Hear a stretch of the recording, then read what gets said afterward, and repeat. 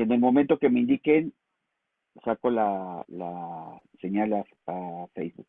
Sí, Bien. tienes que abrir la sala, ¿no, Marquito? Sí, ¿Me exacto. esperan un segundo Va. que me voy a cambiar de fondo porque es demasiado navideño? Un momento.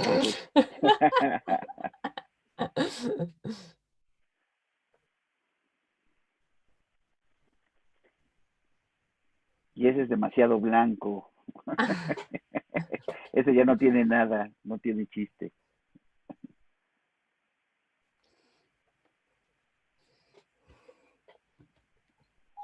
Es que esto de estar en la casa y que después todo quede grabado es como decimos en Argentina, es un quemo total. Entonces, cuando quieran, Ceci. Bien, entonces abro el seminario, empieza a entrar los invitados y cuando tú me digas saco la señal a Facebook, Ceci. Sí, termino de hablar y la sacas, ¿va? Perfecto. Va. Buena suerte, chicas. Gracias. Gracias.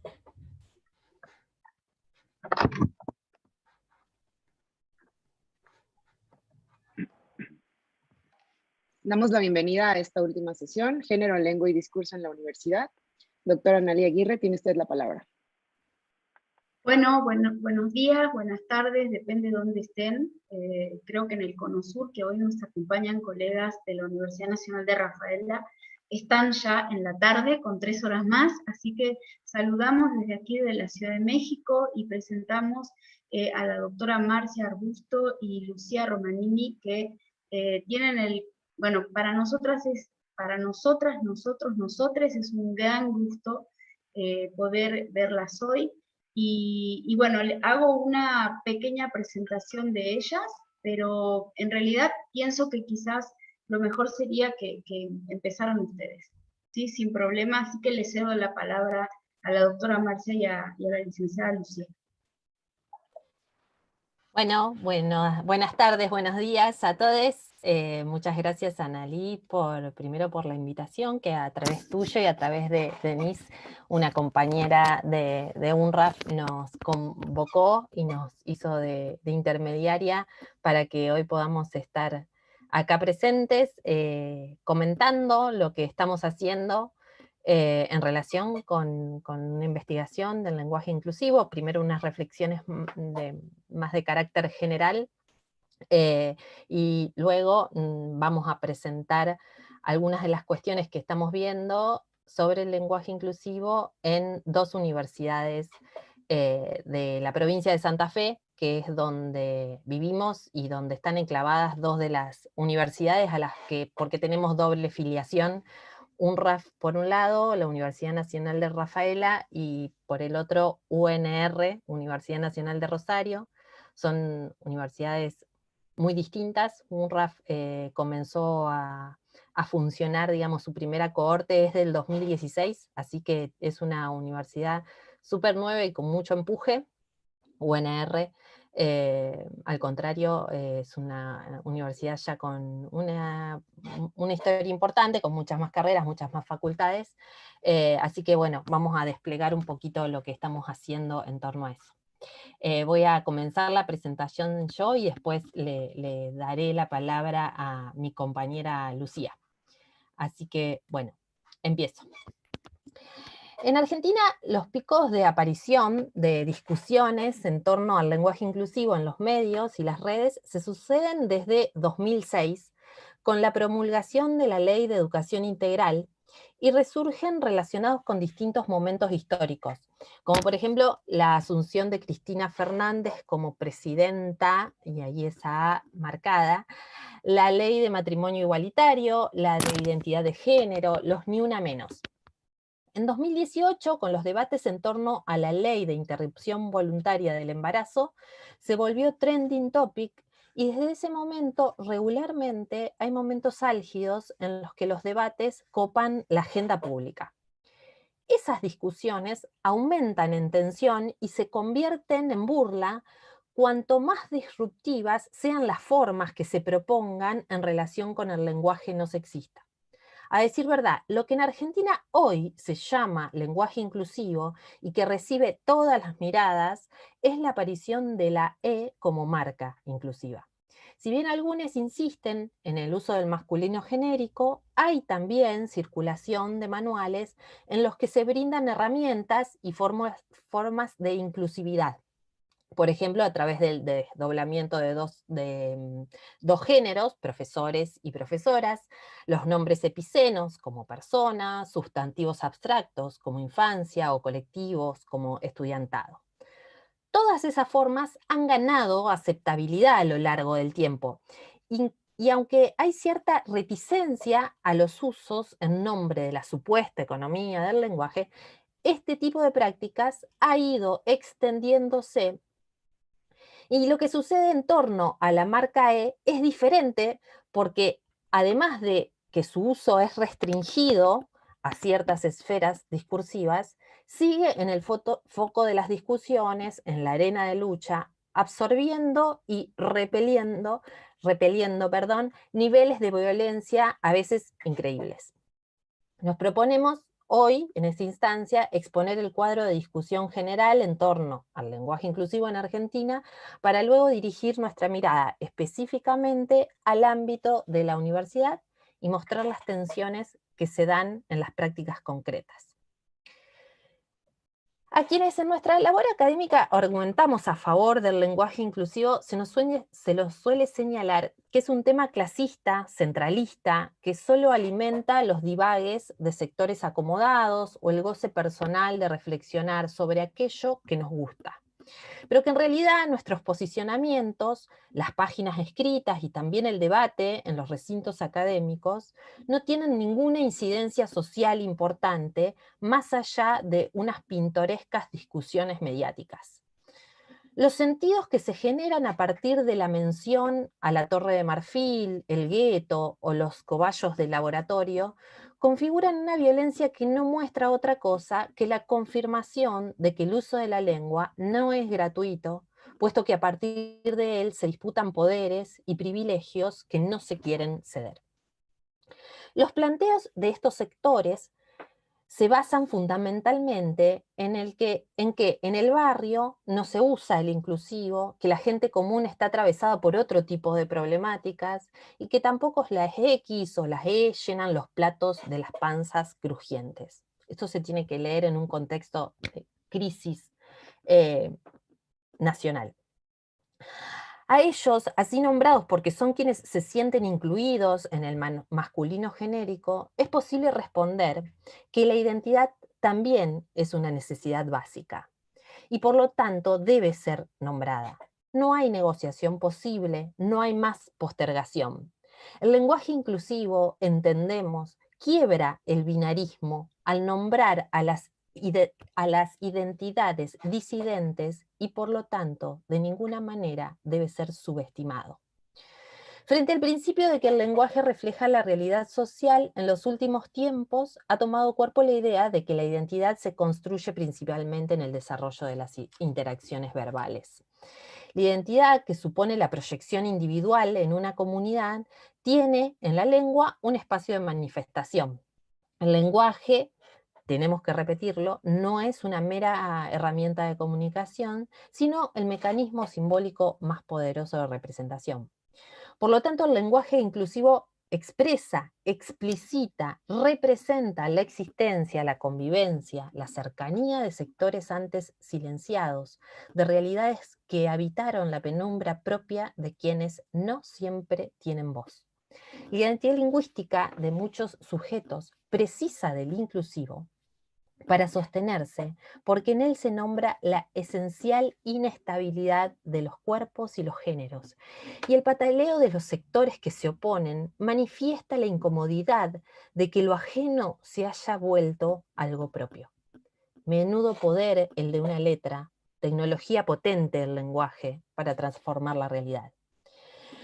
El inclusivo perturba porque rompe los estados que parecían perpetuos y muestra en esa ruptura que la cohesión del sistema de la lengua sigue garantizada, que los ámbitos discursivos puedan reacomodarse y que la Tierra sigue girando mientras nos comunicamos.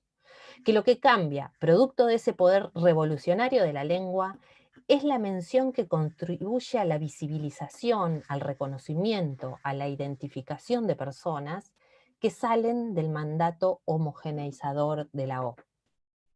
La lengua se vuelve más democrática porque ahora se abre la posibilidad de un nuevo consenso que también protagonizan otras voces.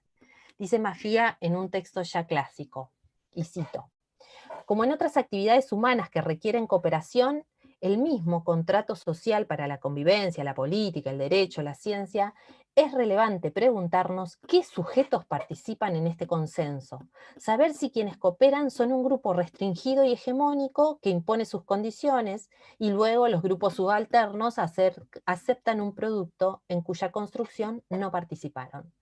Porque la lengua es el efecto de una selección de qué nombrar, una priorización de qué necesidades cubrir.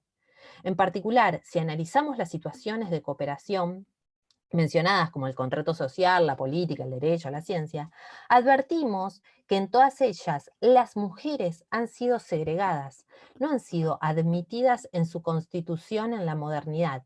Esto significa que el consenso y la cooperación necesaria para crearlas ha sido sexista, ha privilegiado arbitrariamente las experiencias y relevancias de un sexo sobre otro, de los varones sobre las mujeres. Pero no solo las mujeres han sido segregadas, muchos otros sujetos subalternos lo fueron. Por eso hablamos de androcentrismo en esas instituciones, el privilegio del punto de vista del varón adulto, blanco, capaz, educado y por sobre otras experiencias humanas. Fin de cita. Si le cerramos la puerta, la realidad se cuela por nuestras ventanas. No es posible desoír los sentidos que se despliegan en estas nuevas formas. Y además, y sobre esto creo que precisamos una fuerza contundente, no son igualmente válidos los argumentos en contra del lenguaje inclusivo que los que defienden su existencia y uso. El lenguaje inclusivo es la respuesta a la escucha de las necesidades de un colectivo, de una gran cantidad de hablantes, de tantas identidades que quieren presentarse al mundo, decir quiénes son y no pueden, porque el tesoro de la lengua no había reservado hasta ahora elementos para eso. Entonces, si queremos jugar con la metáfora del tesoro, hagámoslo y enriquezcámonos. Nada grave le sucede a la lengua por cambiar. Las lenguas no son sujetos de derecho, sí los individuos que las hablan. Insisto, las posiciones no son igualmente válidas. No estamos hablando de teorías enfrentadas en torno a la conceptualización del rol docente, por ejemplo. Tampoco de las definiciones posibles sobre el concepto de cultura, ni sobre las tensiones entre liberalismo o estatismo. No se trata de una manifestación más de la polifonía, del dialogismo propio del discurso científico. Nuestro posicionamiento es contra posturas anti científicas y conspirativas que encuentran eco en algunas corrientes sociales y crean no ya verdades parciales, sino auténticas realidades ficticias, peligrosas, que socavan los derechos de las personas. Las lenguas cambian, no son entes asépticos, nada hay de gramatical en los usos que las comunidades instauran. Deberíamos avanzar de casillero, dejar atrás discusiones sin razón. Santiago Kalinowski, en una interesante discusión con Beatriz Arlo, aseveró que el lenguaje inclusivo muestra la disputa por quién es agente de lo lingüístico. El consenso mencionado anteriormente ahora incluye a más protagonistas y eso parece que molesta a muchos sectores que lejos de constituirse de manera homogénea son heteróclitos y a caballo de diferentes dominios, como planteaba Saussure respecto al lenguaje. En esa concepción de agente lingüístico, creemos, se condensan variables de distinto tipo. Aunque sepamos que el cambio lingüístico no está en manos de un grupo, cualquiera sea este, que no se puede manipular conscientemente y que precisa en general de tiempos más o menos largos para sentarse, no podemos desconocer que los consensos se pueden construir, que se pueden planificar acciones políticas cuyos objetivos tiendan a respaldar ciertos usos o por el contrario a desprestigiarlos mediante la burla o la crítica. Más atención debemos prestar si el rasgo que se modifica causa el rechazo de algunos grupos o si quienes detractan manejan ciertas jerarquías en los roles sociales que en mayor o en menor medida pueden torcer la configuración que cada hablante escoge para sus enunciados. Lo que estamos diciendo es que hay límites para lo pensable y lo decible, que no siempre tenemos posibilidad de pronunciarnos, que como hablantes no solo estamos atravesados por factores subjetivos igual de heteróclitos que los que nombraba Saussure, sino también que nuestro decir se adecua siempre a una circunstancia determinada, que cada sujeto evalúa en coordenadas relativas a la circunstancia espacio-temporal, el interlocutor, el objetivo, el repertorio lingüístico discursivo, los conocimientos del mundo, entre otros factores que podríamos mencionar.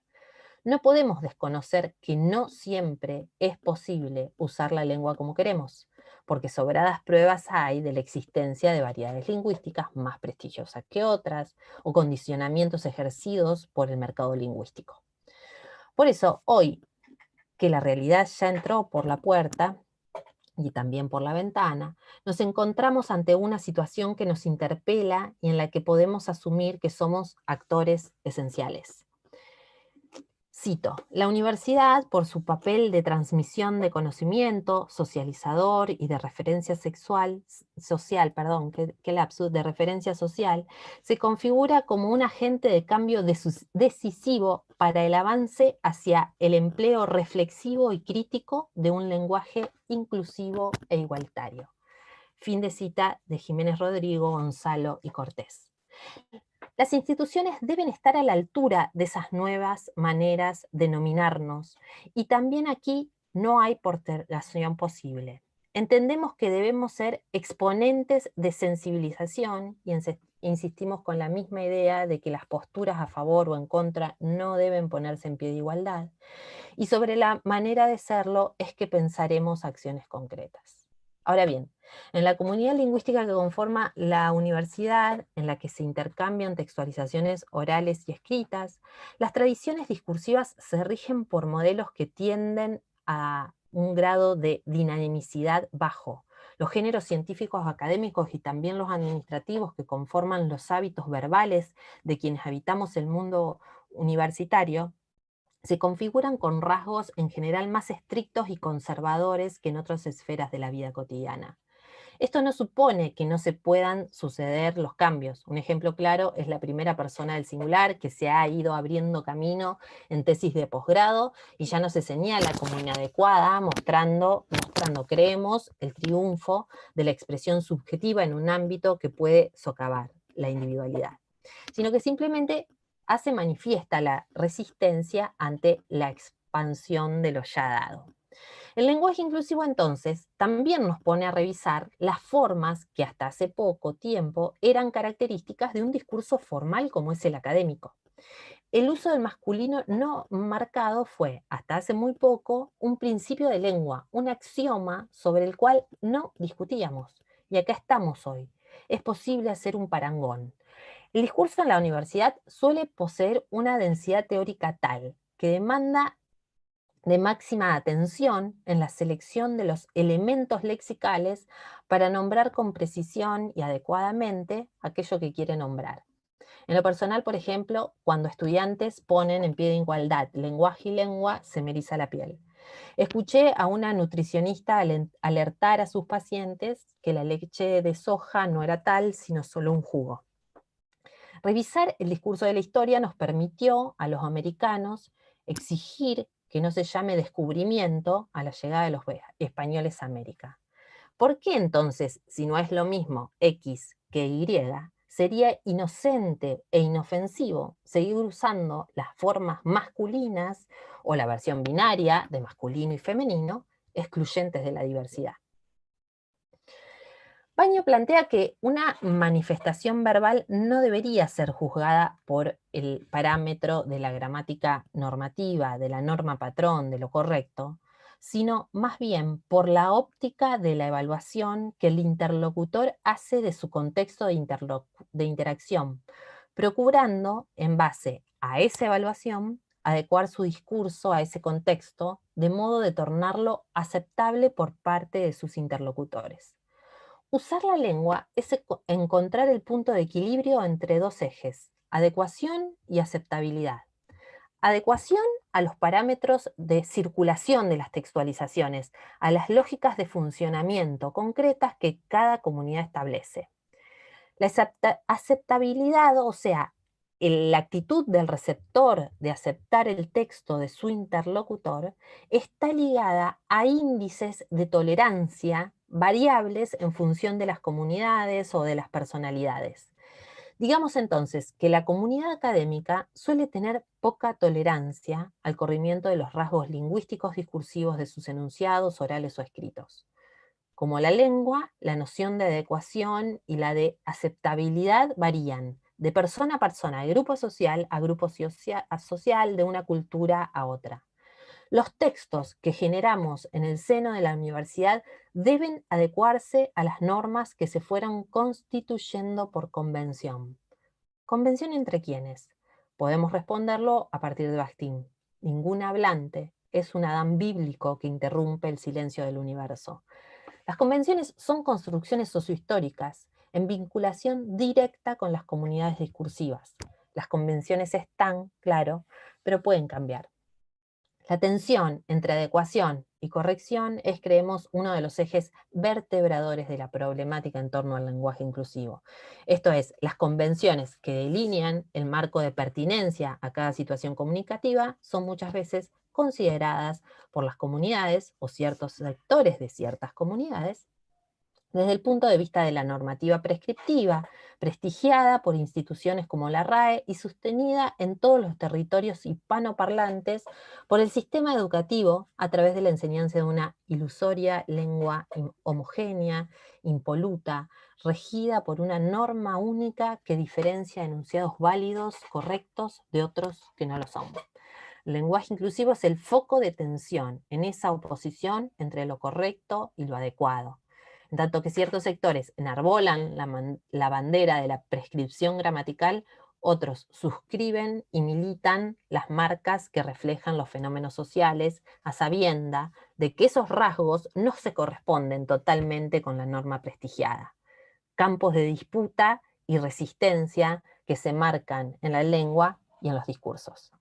La disputa, ya lo dijo Kalinowski, es por quién es el agente de lo lingüístico.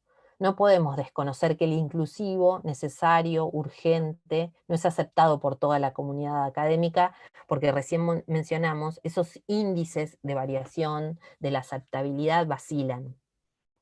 Ante esto, nuestro compromiso, creemos, debe ser traccionar sobre el lenguaje inclusivo de distintos modos, desplegando los argumentos necesarios frente a quienes plantean un supuesto caos comunicativo.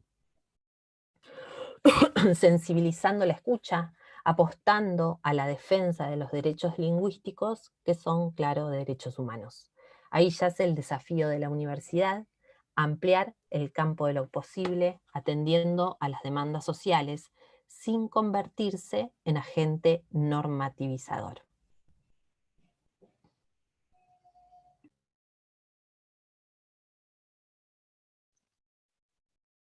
Bueno, Marcia, la verdad es que me encantó todo lo que dijiste y me sorprendiste porque siempre es bueno escuchar como diferentes perspectivas y la perspectiva de Argentina es un poco más seguir todo este proceso, ¿no? Porque empezaste con una cuestión más bien cronológica explicando cómo se habían dado estos hechos, cosa que como estamos siempre haciendo estos eventos para Latinoamérica y el Caribe, sabemos que las diferentes regiones pasan por diferentes procesos, inclusive en México, y entonces aquí es donde me parece interesante todo lo que estás diciendo, porque justamente es un poco unificar problemáticas o visibilizar otras problemáticas que quizás no se dan en otros países.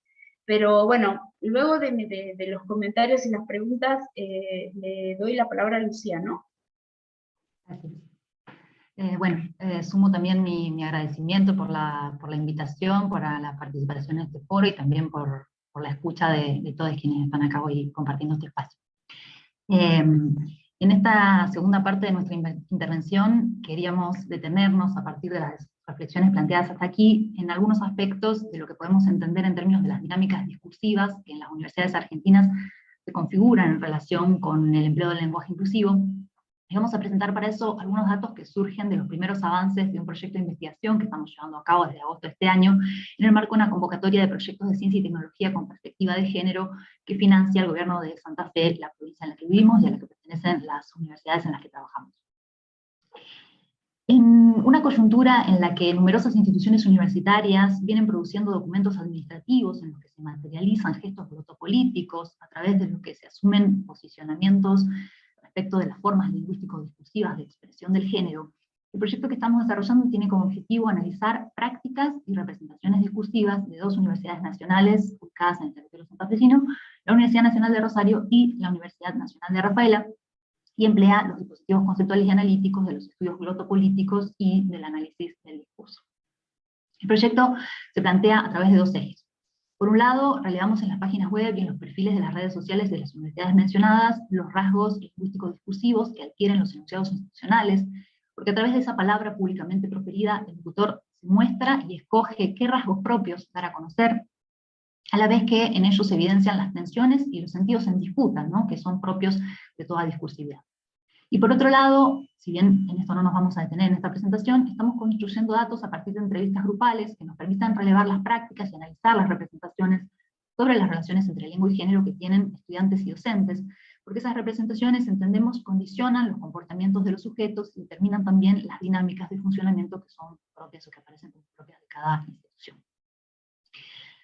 Vamos a compartir entonces, allí está cargando la presentación, en primer lugar, los textos de algunas resoluciones de diferentes universidades para discutir sobre esa base algunos aspectos en torno a la dimensión regulativa del lenguaje que allí aparece puesta en juego.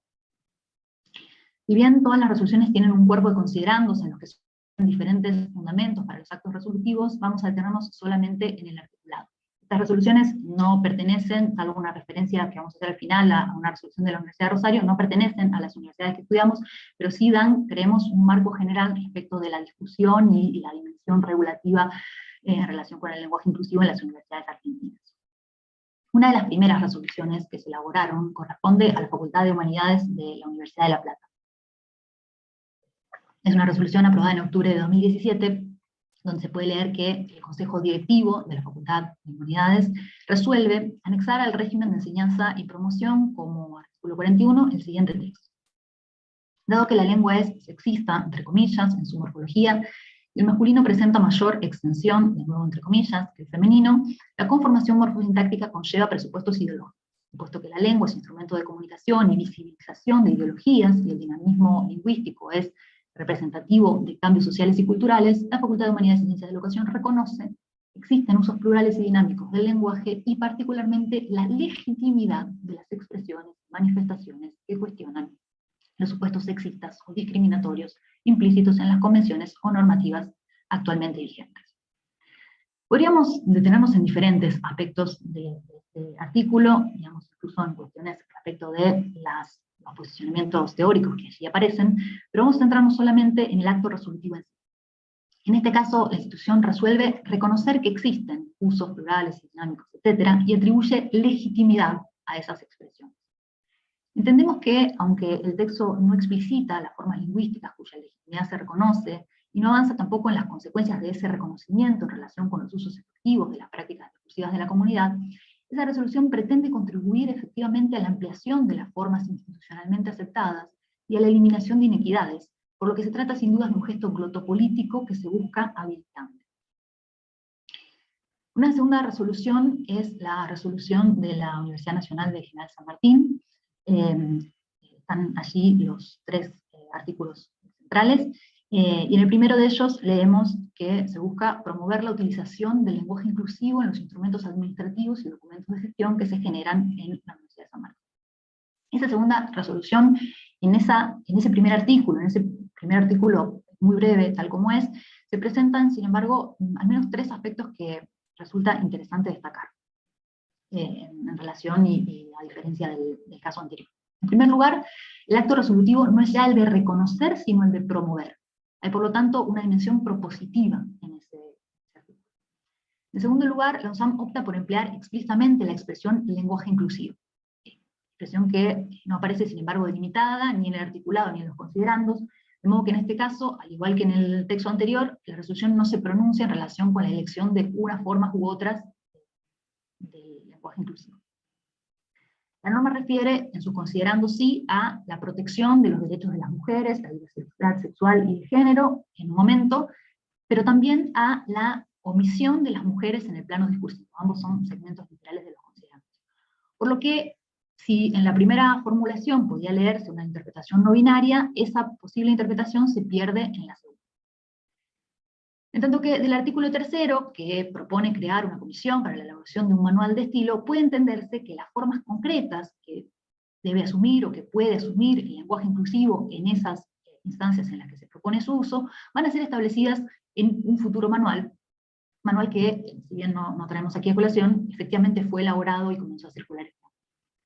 Por último, esta resolución también, a diferencia de la anterior, delimita el campo de las prácticas discursivas sobre las que tiene alcance. Esto es, aquellas que en el primer artículo corresponden al campo administrativo de la gestión, y en el segundo artículo se amplía ese alcance a la comunidad universitaria, aunque ya no hablándose de lenguaje inclusivo en esos términos, sino de comunicarse con un trato respetuoso. Es decir que vamos encontrando diferentes formulaciones y sentidos en ese juego que aparece en los textos de esta resolución. Y una tercera resolución que vamos a comentar y que incluimos porque, además de proponer un acto resolutivo diferente, presenta una variación significativa en relación con el modo en que se concibe el lenguaje inclusivo. Esta resolución, como ven en pantalla, corresponde a la Universidad Nacional de Río Negro, y así se propone establecer en el ámbito de la Universidad de Río Negro el uso adecuado y pertinente del lenguaje inclusivo en la vida, que el uso adecuado y pertinente del lenguaje inclusivo en la vida académica no acarreará cuestionamiento ni sanción alguna. Y luego también se encomienda a una comisión la organización de capacitaciones para ese buen uso. Entonces, en este caso, aparece como especialmente interesante respecto de las variaciones que propone la formulación que se plantea en este texto, la calificación de adecuado y pertinente que restringe el uso del inclusivo que no será sancionado. Esta formulación no explicita, al igual que en los casos anteriores, una definición del lenguaje inclusivo, ni por lo tanto especifica tampoco qué se entiende por uso adecuado y pertinente del lenguaje inclusivo, que queda, entendemos también, para ser resuelto en el futuro, en este caso bajo la forma de capacitaciones a cargo de una comisión que se plantea deberá incluir especialistas en lingüística y en gramática. Ese acto proyectivo, creemos, deja leer una confianza en que o bien existe un consenso respecto de cuáles son las formas adecuadas y pertinentes de usar el lenguaje inclusivo. Podemos preguntarnos también si son adecuadas y pertinentes per se, o lo son en relación con determinadas situaciones de uso. O bien, puede entenderse también que serán les lingüistas y gramáticas consultadas quienes podrán establecer esa pertinencia y ese uso adecuado. Entonces, a partir de lo que vemos en estos textos, puede decirse que los gestos glotopolíticos que realizan las instituciones con la elaboración de estos documentos, que buscan, según vimos, reconocer, legitimar, promover el uso del lenguaje inclusivo, están atravesados, entendemos, por una tensión, ¿no?, que convendría no perder de vista. Y esto al menos en dos sentidos. Primero, porque se inscriben en estos textos formaciones discursivas diferentes, lo que puede advertirse en los textos que ya comentamos, pero puede observarse con especial claridad en un último caso que traemos para observar, que corresponde a la resolución de la Universidad de Rosario, cuyo último considerando plantea que el presente expediente es tratado y aprobado por los señores consejeros superiores en la sesión del día de la fecha, en una forma enunciativa que aparece como claramente antagónica respecto de las que propone el propio texto que le incluye, donde el Consejo resuelve aceptar como válidas las expresiones de lenguaje inclusivas y no sexistas en las producciones de los 4 claustros, y habilitar la utilización de expresiones de lenguaje inclusivas y no sexistas en la comunicación institucional, administrativa y de gestión. Entonces, creemos que las tensiones que pueden leerse en estos textos son también, o en todo caso forman serie con, las que aparecen cuando quienes empleamos la forma del inclusivo lo hacemos de manera sistemática o cuando dudamos respecto de la forma inclusiva que debería corresponder a una u otra palabra. Es decir, emergen en un mismo enunciado formas y por lo tanto posicionamientos que no siempre son convergentes. Pero hablamos de la tensión que atraviesa estos documentos todavía en otro sentido. Por un lado, se trata de resoluciones que emergen de un espacio del campo político-ideológico y por lo tanto discursivo, que antagonizando con la posición de las academias, reconoce el carácter inherentemente político de toda práctica lingüística, campo que está además, sin duda, atravesado en diferentes grados por la potencia transformadora que han mostrado los movimientos feministas y las disidencias, de los que los espacios universitarios no están claramente al margen. Por dar un ejemplo, la Universidad de Rosario aprobó recientemente, en diciembre del año pasado, un plan al que llamó Plan UNR Feminista. Pero decíamos en diferentes grados, porque si bien algunas instituciones abren el juego al empleo de las diferentes formas del lenguaje inclusivo, otras establecen límites en busca de respetar la gramática que podemos calificar de estándar, con lo que se discute, por lo tanto, el androcentrismo, pero no en todos los casos el binarismo. Podemos leer entonces gestos de diferentes alcances que ponen en escena el compromiso de las instituciones universitarias en pos del reconocimiento de inequidades y de las transformaciones sociales que buscan desmontarlas. Ahora bien, no puede desconocerse que estas normativas constituyen intervenciones que, así como el discurso prescriptivo de las academias, buscan regular el campo discursivo y lo hacen también como las academias, desde posiciones de poder en ese campo discursivo. En este sentido, aunque no se busque imponer, sino promover, no deja de tratarse de un dispositivo de regulación de las prácticas lingüísticas y discursivas, ya que se dispone en el orden de lo que puede o debe decir. La institucionalización, y aunque no nos hemos detenido en ello, la protocolización del empleo de las formas del lenguaje inclusivo, tiene entonces, por un lado, un claro rol en la disputa respecto de las formas en que el lenguaje configura, podríamos decir, el campo político, pero conlleva también al menos dos riesgos. Por un lado, el hecho de ubicarse en una posición de regulación de las prácticas que, así como permite gestos de validación, podría permitir también gestos de proscripción. Y por el otro, el hecho de que la normativización corre el riesgo de socavar la potencia transformadora de prácticas que aparecen hoy como instancias disruptivas en relación con un orden lingüístico discursivo hegemónico.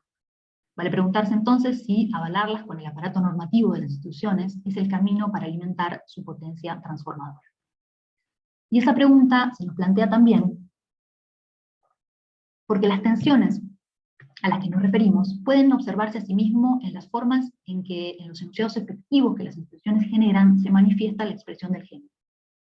Y para indagar acerca de eso, como decíamos, vamos a mostrar finalmente una serie de enunciados institucionales que surgen del corpus de materiales discursivos de UNRAF y UNR con el que estamos trabajando. Este primer texto corresponde a una publicación de Facebook en la cuenta institucional de UNRAF, en la que se opta por el empleo de formas que o bien,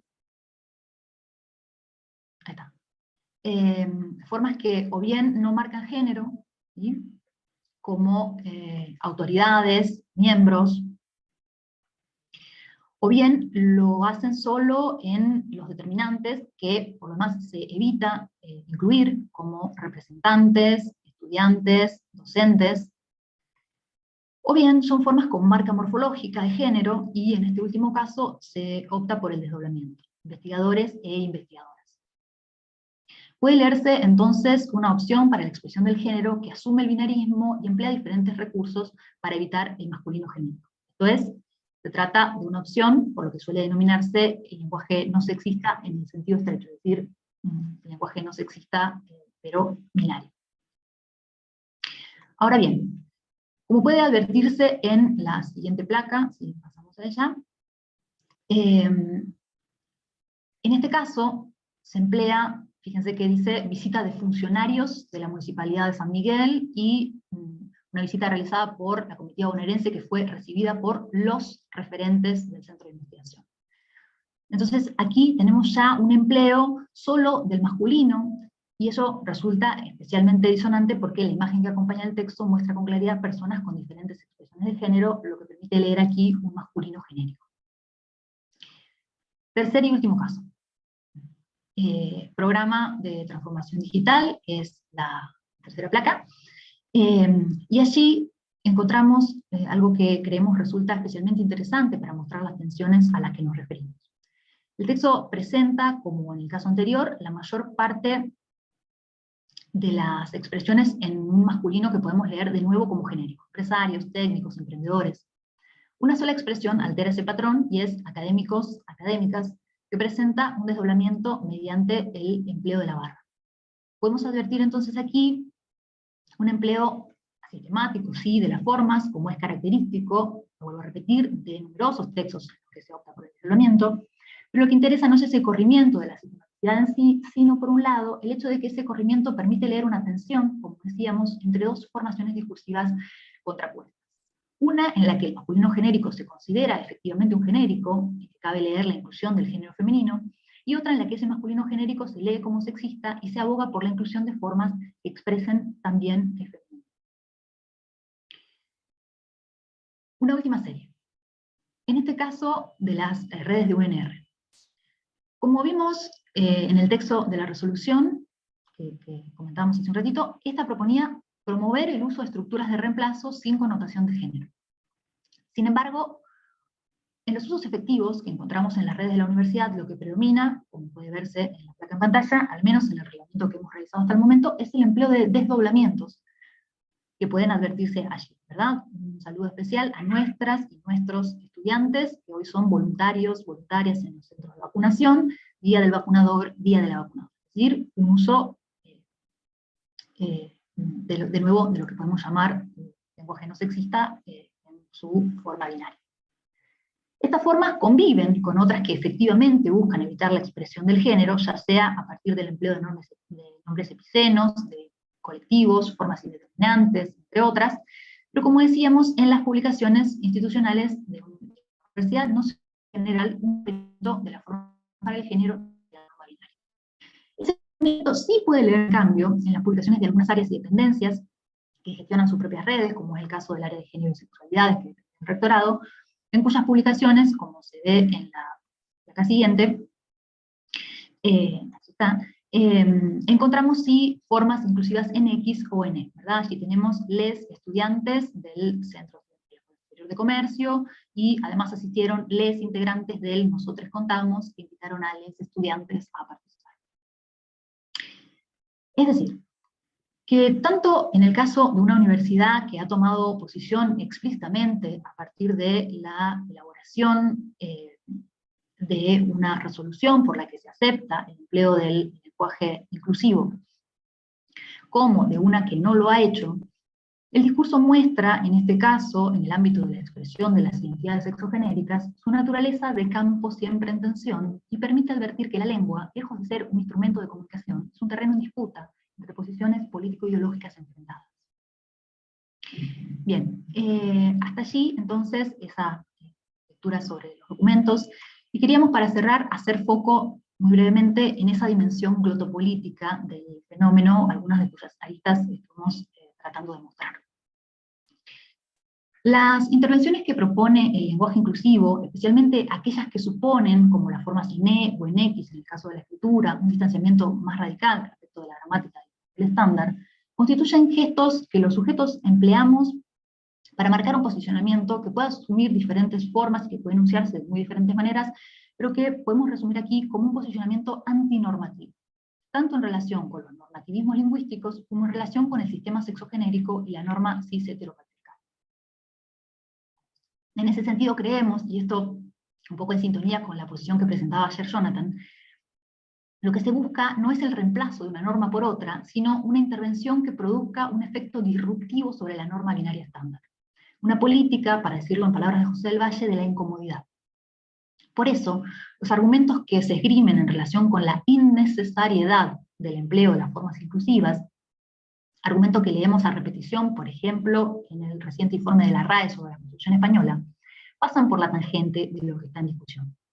Y esto es así porque se trata de argumentos que se sostienen sobre la obliteración del carácter ideológico de las posiciones de las que los sujetos hablamos, todas y cada una de las veces que tomamos la palabra, y también de la variación y el cambio que atraviesan constitutivamente todo funcionamiento.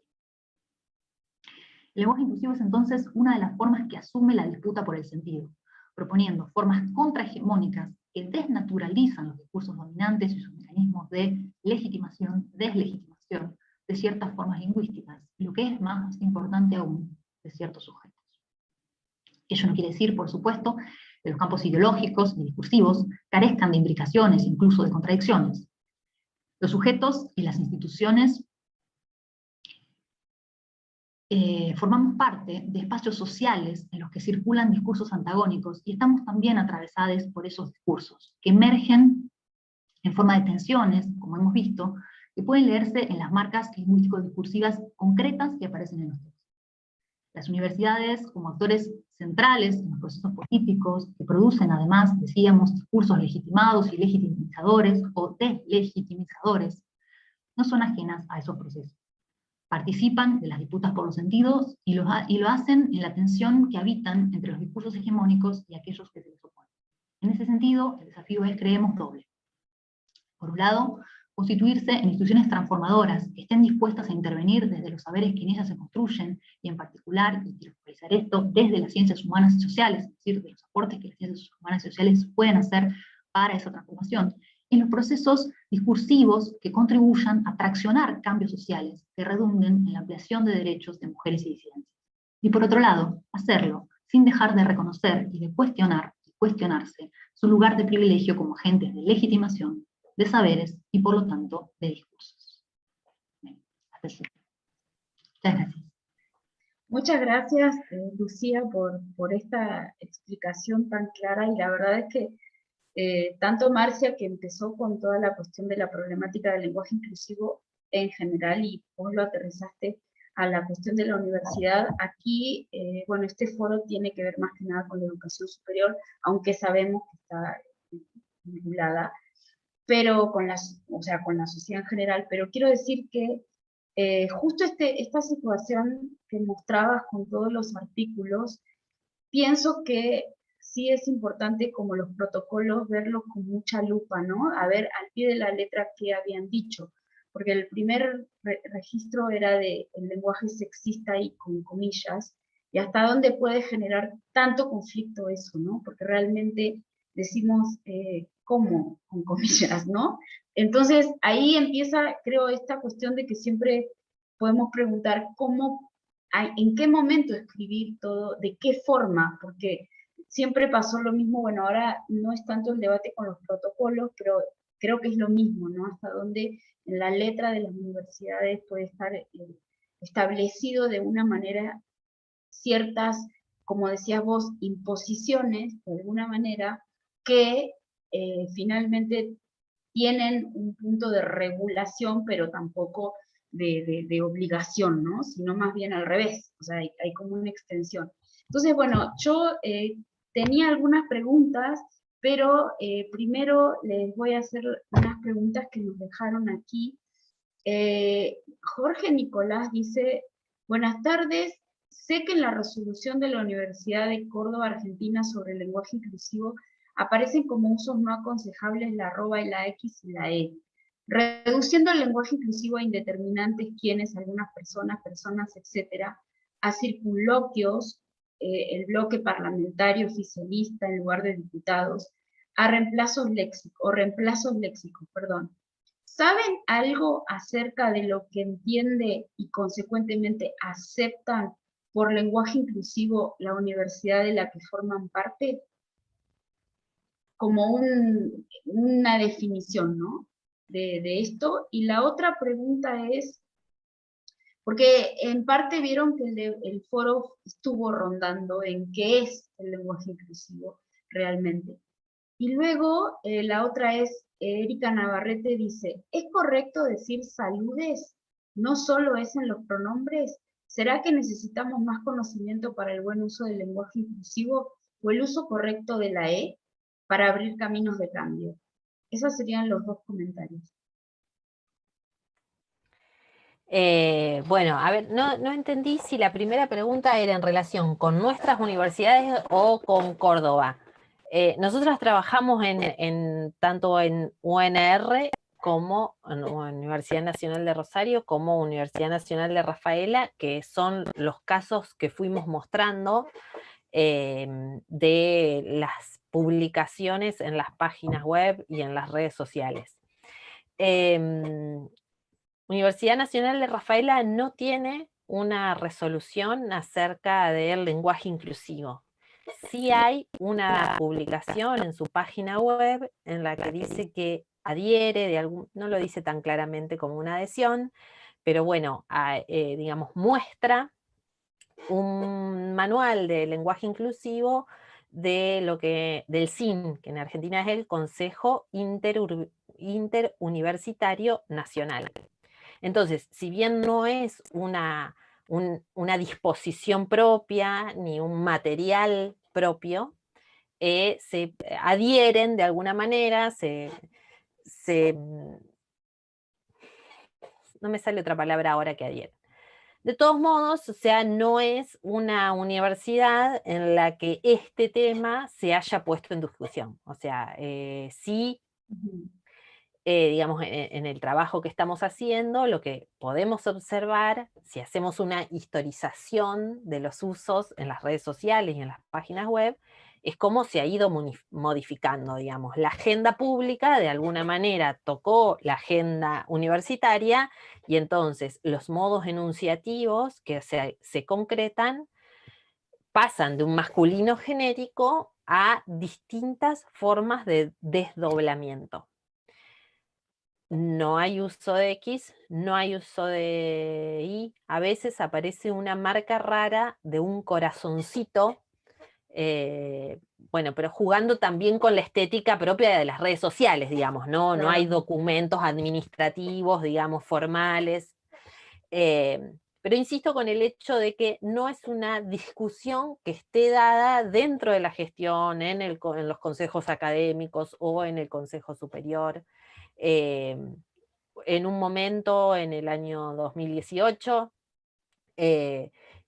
trató de ser tema en una de las sesiones del Consejo Superior, pero no prosperó como discusión, así que no hay una determinación específica. En tanto que en la UNR, sí, a fines del 2019, hubo un cambio de rector en agosto del 2019. En la resolución de la UNR sobre el lenguaje inclusivo es de fines de 2019 y arranca todo este programa de UNR feminista que mencionó Lucía. Si nos preguntaran qué piensa, cómo lo define al lenguaje inclusivo la UNR, no está tampoco claro, digamos. No hay un lugar en el que diga, digamos, formalmente y para toda la comunidad, incluso para fuera de la comunidad, digamos, para decirle al mundo qué es lo que la UNR piensa no hay una definición. Sí, digamos, somos actores individuales, digamos, o sea, nosotros somos parte de la UNR, pensamos X, eso es lo que piensa de la UNR y no, porque digamos, somos muchos y pensamos diferente, digamos, lo que digo es, no hay institucionalmente una definición. Y eso creo que tiene que ver con este campo de disputa que dijimos una y otra vez a lo largo de nuestra presentación, digamos. No hay, digamos, una apuesta, digamos, la resolución de la UNR no es la resolución de Río Negro en que hable de un uso pertinente del lenguaje inclusivo, digamos.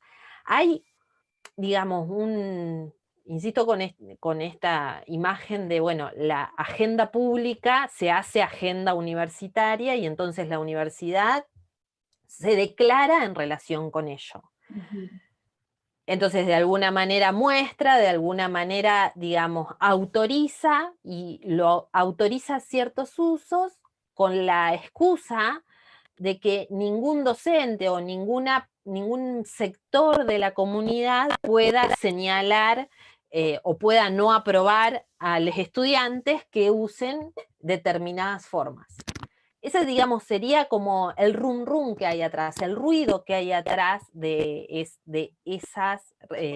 esa resolución existente, digamos, la que nosotros mostramos, el fragmento que nosotros mostramos, en donde se ve que, a pesar de que hablan de lenguaje inclusivo, dice los señores consejeros, entonces por eso las tensiones, pero después se despliegan dentro de la Universidad Nacional de Rosario otras resoluciones de algunas otras facultades. No todas las facultades tienen su resolución, pero sí las tienen muchas. Por ejemplo, nosotros trabajamos en Humanidades y Artes y no tiene una resolución propia porque adhiere a esa de la Universidad Nacional de Rosario.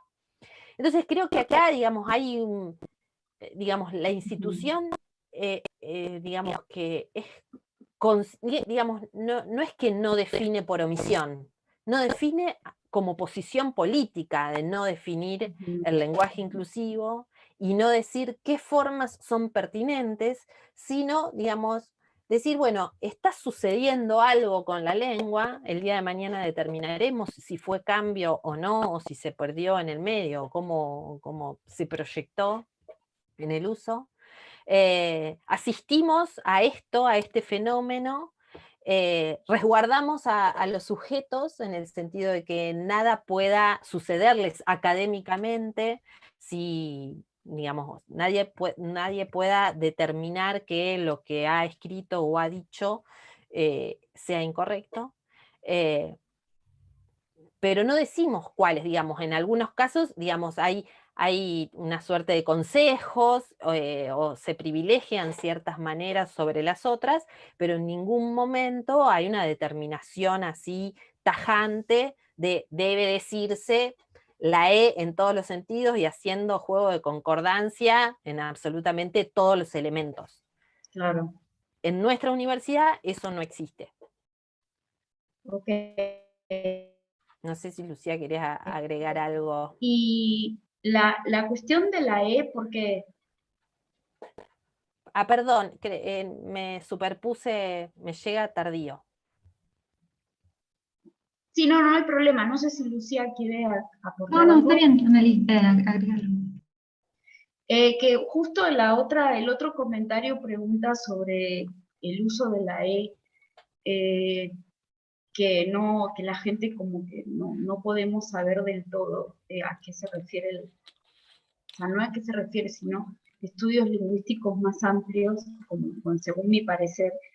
Y creo que también empieza justo con lo que, me parece que está relacionado con esto de la definición, ¿no? Porque si pudiésemos lograr una definición política, como decís, quizás desde ahí podríamos defender su utilización, ¿no? Su manual o lo que sea. Aquí en México les cuento que la E es una cuestión preocupante para las universidades porque las personas que están trabajando en los medios, como ustedes, como en las redes sociales o las publicaciones impresas, son atacadas cuando usan el lenguaje inclusivo. Entonces, hay mucha violencia, que me imagino que en Argentina es lo mismo, pero lo que quiero decir es que siento que quizás en Argentina sí existen más manuales con la E, por lo menos yo encontré uno hasta en Amazon, que es argentino. El autor creo que él es argentino. Y entonces aquí es como que sí, pero el problema siempre es la cuestión de el bendito manual, ¿no? Que finalmente es por la cuestión de la academia.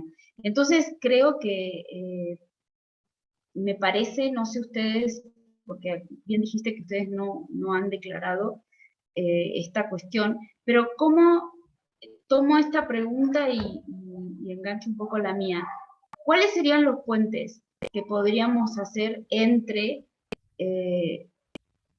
las personas que están, digamos, fuera de la universidad y la universidad, para lograr que haya o un consenso o un apoyo o que entren en el debate sin estar atacando? Porque si entramos en redes sociales, nosotras mismas que organizamos este foro, nos atacaron terriblemente, pero terriblemente y violentamente. Entonces está el punto ¿no? ¿Cómo lograr, no sé si, porque yo siempre voy a no estar, estoy de este lado, estoy del otro, sino cuál sería el puente o el acuerdo posible para poder decir, por ejemplo, leímos que siempre igual es el mismo comentario, porque a la UNAM le pasa lo mismo, que cómo la universidad va a adoctrinar, ¿no? Ese sería el punto de decir, ¿por qué nos tienen que decir cómo hablar? Entonces, por ahí viene mi comentario que sumo con el que leí sobre este desconocimiento del uso de la E. Bueno, yo creo que ahí hay como varias capas para desmontar, ¿no? Primero una cuestión que creo que tiene que ver con una cierta mirada, y lo que voy a decir es claramente una simplificación, ¿no? Pero una cierta mirada hacia quienes nos dedicamos a la lingüística respecto de interpretar nuestros posicionamientos como un principio inherentemente normativo, o normativista. Es decir, en general podemos pensar como una concepción doxológica sobre las lingüistas y las gramáticas, es que nos dedicamos a determinar y establecer cuáles son las formas correctas de hablar. Entonces me parece que una primera cuestión tiene que ver con un trabajo y por eso yo, digamos, decía hacia el final esta cuestión de la responsabilidad y el posicionamiento de las universidades como instituciones y de nosotros como actores de las instituciones, desde las ciencias sociales y humanas, y en particular en nuestro caso desde la lingüística, en digamos, un trabajo de difusión de un conocimiento científico en torno a lo que sabemos respecto de cómo funciona el lenguaje, ¿no? Me parece que ahí, y esto digamos, hace eco con lo que decía Marcia al comienzo respecto de que no se trata de una posición que avala el lenguaje inclusivo desde una mirada ideológica X frente a una mirada que lo rechaza desde una mirada ideológica X, sino que las hay, por supuesto, porque todos somos sujetos, y como sujetos somos sujetos históricos y políticos, y digamos, no podemos enunciar desde un no lugar, ¿no? Enunciamos desde un lugar político-ideológico, eso indiscutiblemente. Pero hay también conocimientos científicos que las disciplinas de las ciencias del lenguaje vienen elaborando desde hace mucho tiempo y que nos permiten sostener ciertos hechos respecto de cómo funciona el lenguaje. Entonces, me parece que una parte de esto tiene que ver con eso, con digamos, la posibilidad que las instituciones y los actores que trabajamos en ellas tenemos de, digamos, dar a conocer ciertas cuestiones desde el lugar de ciertos saberes que las disciplinas lingüísticas han elaborado. Las lingüísticas digo porque es el lugar desde donde estamos hablando, pero por supuesto también todas aquellas otras que están trabajando y preocupándose por este asunto, la antropología, la sociología, cualquiera de ellas, ¿no? Entonces me parece que una primera cuestión tiene que ver con eso, con poder, digamos, avanzar en ese sentido. Y por otro lado, digamos, esto que se deriva de lo que dije respecto de que existen sí siempre posiciones político-ideológicas de las que uno enuncia. Y esto me parece que es importante en términos de desmontar la idea de que hay una mirada ideologizada y digamos, hago foco en la formulación, ¿no? Una mirada ideologizada en quienes brindamos argumentos respecto de que el lenguaje inclusivo es una forma más entre múltiples otras formas de funcionamiento lingüístico y que es algo que se desprende, digamos, como muchos otros cambios que se han dado, puede tener sus particularidades, sin duda, pero como muchos otros cambios que se han dado, es una posibilidad del funcionamiento lingüístico, no es algo que rompe el funcionamiento lingüístico. Entonces, hay una mirada que tiende a pensar que quienes brindamos argumentos desde las ciencias del lenguaje respecto de que esto corresponde a modos X del funcionamiento lingüístico y que además tiene que ver con los modos de inscripción de los sujetos en el lenguaje, estaríamos teniendo una mirada ideologizada, en tanto que quienes están parados del otro lado, o parados, porque es la forma que suelen preferir, tienden a tener una mirada científica, ¿no? No ideologizada. Entonces me parece que eso también es algo sobre lo que hay que trabajar, ¿no? Un trabajo de desmontar la idea de que hay miradas ideológicas y miradas que no lo son, y digamos, porque, digamos, como también tratábamos de mostrar en la presentación, elegir usar un masculino genérico es también una posición ideológica. es también una posición ideológica, es una posición ideológica distinta, pero es también una posición ideológica que está naturalizada, ¿sí? Que se ha tornado, para usar una frase clásica, una verdad evidente, que entonces no la vemos como tal, pero claramente hay también allí un posicionamiento ideológico. Entonces, digamos, me parece que en primer lugar esas dos capas, y después pensar también que sin, esto que estuvimos tratando de mostrar tiene que ver con reconocer justamente lo que enunciábamos en términos de las tensiones en las dinámicas discursivas, y reconocer que es natural que así sea, que así se dé, que no podamos llegar en principio a una definición, digamos, en este momento. Quizás cuando el tiempo pase y podamos mirar con cierta distancia, la realidad podrá ser otra, pero el hecho de que no podamos llegar a una definición no quiere decir que no podamos tener gestos, como leíamos en las resoluciones, gestos habilitantes. Y creo que más allá de las resoluciones en sí mismas, y eventualmente, aunque no nos detuvimos en ellos, también los manuales o guías de estilo, que también algunas universidades han generado, los usos mismos que las instituciones hacen son también habilitantes. Es decir, si yo como institución genero comunicaciones en las que empleo X formas, eso es un uso habilitante, por más que no haya una resolución que de esa manera lo diga, ¿no? Entonces, me parece que algunas de esas zonas podemos pensar y seguir transitando como instituciones para avanzar en traccionar aquello que se plantea como necesario en términos de la realidad sociohistórica y las situaciones concretas de sujetos concretos, ¿no? Que de eso se trata. A veces también parece que se tratara de algo abstracto. Estamos hablando de sujetos y de la necesidad de la inscripción de nosotros, como me incluyo, como sujetos en el lenguaje, ¿no? Sí, estoy totalmente de acuerdo. Tengo una pregunta final, pero sobre todo para Lucía. ¿Qué significa para vos el uso de la E? Cuando usas la E todo el tiempo. Bueno, yo creo que no la uso todo el tiempo porque estoy como todos atravesados por esa tensión que hace que a veces emerja y a veces no, pero creo que el uso que hago tiene que ver con eso, con digamos, una elección voluntaria en términos de un posicionamiento político ideológico. Es decir, es una marca que trata de señalar, ¿no?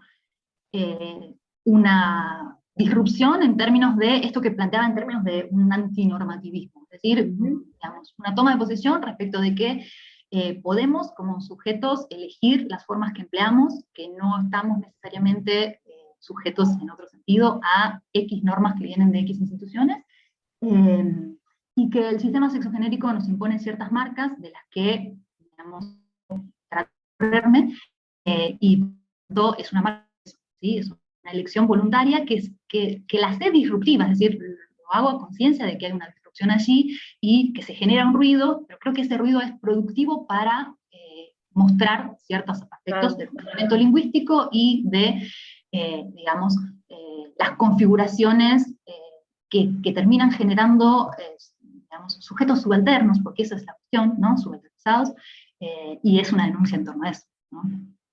Claro, perfecto, ¿no? La verdad es que sí, te pregunté porque a mí me cuesta el uso de la E, pero justamente por un comentario que le había hecho a Marcia sobre esta situación de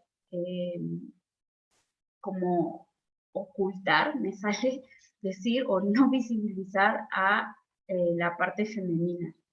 Entonces siempre hay como estas cuestiones de decir, pero es que las mujeres o las personas que se identifican con el género femenino, con la A, no están en la E, etcétera, etcétera, etcétera. Ahí creo que hay dos, perdón, porque creo que hay como muchos otros, pero digamos dos valores del uso de esa E, y eso está, hay trabajos muy lindos sobre eso, en Argentina hay un trabajo de Angelita Martínez y de Andrea Menegoto, tienen muy lindos trabajos sobre eso, sobre las variaciones y las formas de uso de la E en la variedad que usamos, o las formas que aparecen en Argentina, ¿no? Y entonces, digamos, hay como dos valores. Hay un uso en el que la E forma una serie terniaria, entonces es todos, todas, todes, y entonces esa E, digamos, aparece como lo no binario frente a la A y a la O, y el uso que más bien hago yo es un uso inclusivo, que incluye la A, la O, y otras formas que no se comprenden en la A y en la O. Por eso, digamos, en mi uso particular, a mí no me hace ruido esa falta de la A, ¿no? Perfecto. No sé, Marcia, si querías aportar algo, contestar algo.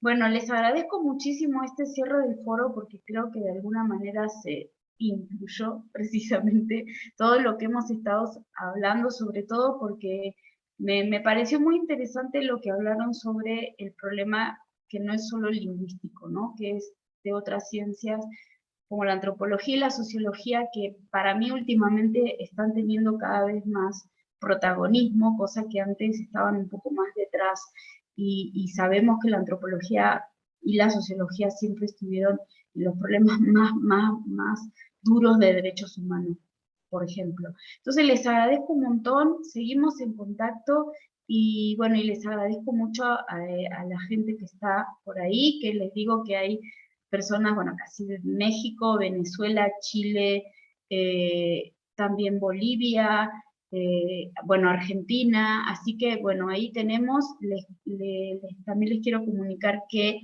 esta conferencia, como las otras 3 anteriores, se quedan en YouTube para que puedan verlas, difundirlas y compartirlas. Así que muchas gracias y buenas tardes, buenos días. Gracias, Analí. Gracias a todos por escuchar y estar. Buenas tardes. Hasta luego. Hasta luego a todos. Hasta luego, gracias, bye. Bye bye.